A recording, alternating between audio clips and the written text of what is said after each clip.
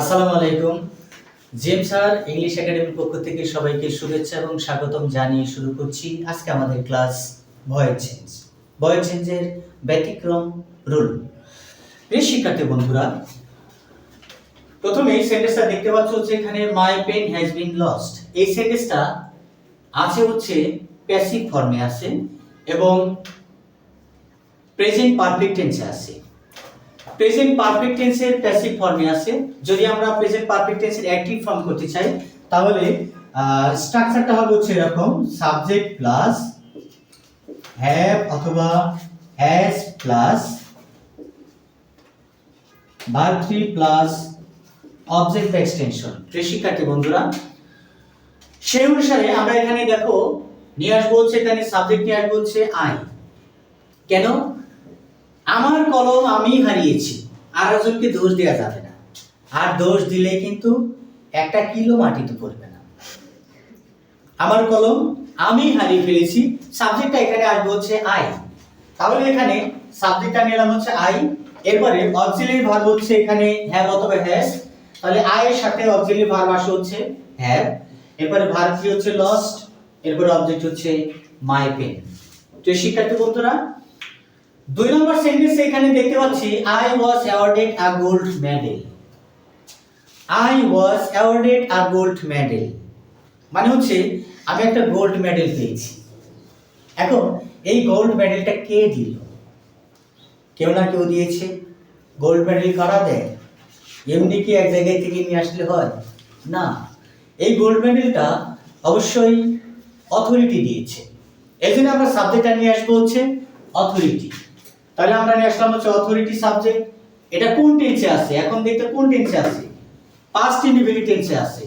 তাহলে past indefinite টেন্সের অ্যাক্টিভে স্ট্রাকচারটা কি? সাবজেক্ট প্লাস ভার্বের পাস্ট ফর্ম প্লাস অবজেক্ট বা এক্সটেনশন। তাহলে আমরা প্রথমে সাবজেক্ট নিলাম, এরপরে ভার্ব টু অর্থাৎ ভার্বের পাস্ট ফর্ম নিলাম, এরপরে হচ্ছে অবজেক্ট বা এক্সটেনশন আছে। প্রিয় শিক্ষার্থী বন্ধুরা, 3 নাম্বার সেন্টেন্সটা দেখো, my bag was stolen. My bag was stolen, আমার ব্যাগটা চুরি হয়েছে। কে চুরি করলো?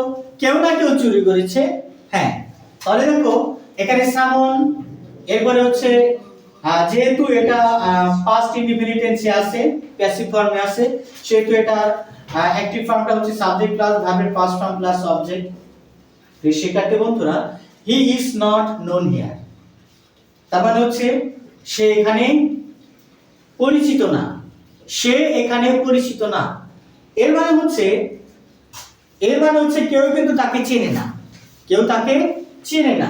এজন্য আমরা এখানে দেখলাম হচ্ছে এটা প্রেজেন্ট ইনডিফিনিট টেন্সে আছে। সাবজেক্টটা আমরা নিয়ে আসলাম হচ্ছে নোবডি, এরপরে হচ্ছে ভার্ব হচ্ছে নোস, এরপরে অবজেক্ট বা এক্সটেনশন আমরা এখানে নিয়ে আসলাম। তারপরে আসো 5 নম্বর সেন্টেন্সটা বলছে English is spoken all over the world. সারা বিশ্বে ইংরেজিতে কথা বলা হয়।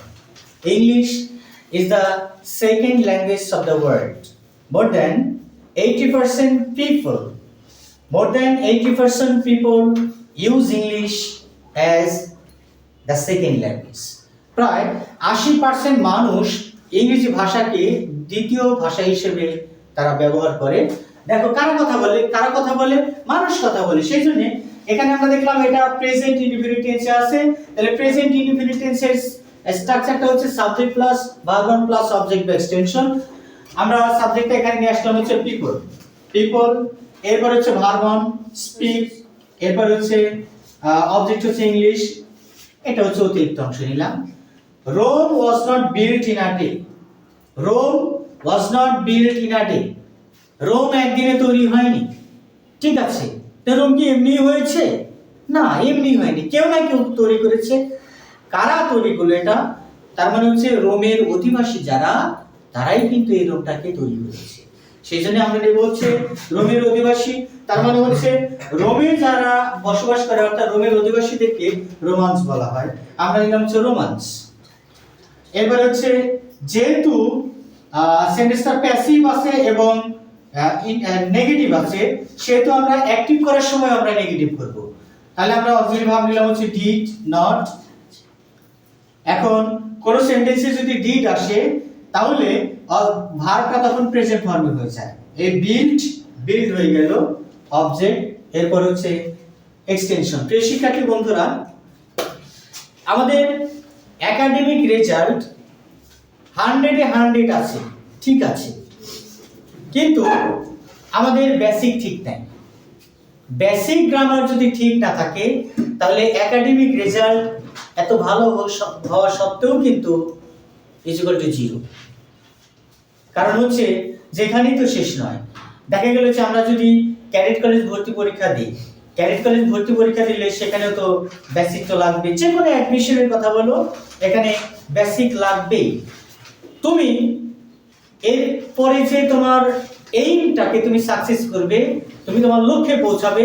ধরো হচ্ছে তুমি বুয়েটে পরীক্ষা দেবে, বা তুমি মেডিকেলে পরীক্ষা দেবে, বা তুমি ইউনিভার্সিটি অ্যাডমিশন দেবে, সেই ক্ষেত্রে তোমার একাডেমিক রেজাল্ট তো লাগবেই, এটার সাথে 100% কিন্তু তোমার basic knowledge, basic English grammar কিন্তু লাগবেই। তাহলে এখন থেকে যদি তুমি সেটা যদি না করতে পারো তাহলে কিন্তু কোনো লাভ নেই। এখন থেকে তোমাকে সেটা করতে হবে। প্রিয় শিক্ষার্থী বন্ধুরা, তোমরা যারা basic grammar with free hand writing করবে, ক্যাডেট কলেজ ভর্তি পরীক্ষা দেবে, প্রি ক্যাডেটে তোমরা পড়ছো এবং এইচএসসি তোমরা যারা পরীক্ষা দিচ্ছ, তোমাদের সকলের জন্যই মণিপুর স্কুল মূল বালিকা শাখার সামনে বিল্ডিং এর 2য় তলায় এবং মিরপুর 10 নম্বর শাহালি প্লাজার পেছনে এবং কল্যাণপুর নতুন বাজারে, এই 3 জায়গায় ইংরেজি ব্যাচে ভর্তি চলছে।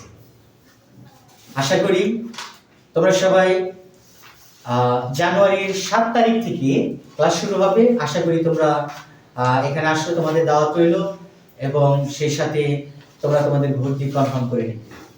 ভালো থাকবেন, সুস্থ থাকবেন। আল্লাহ হাফেজ। আসসালামু আলাইকুম।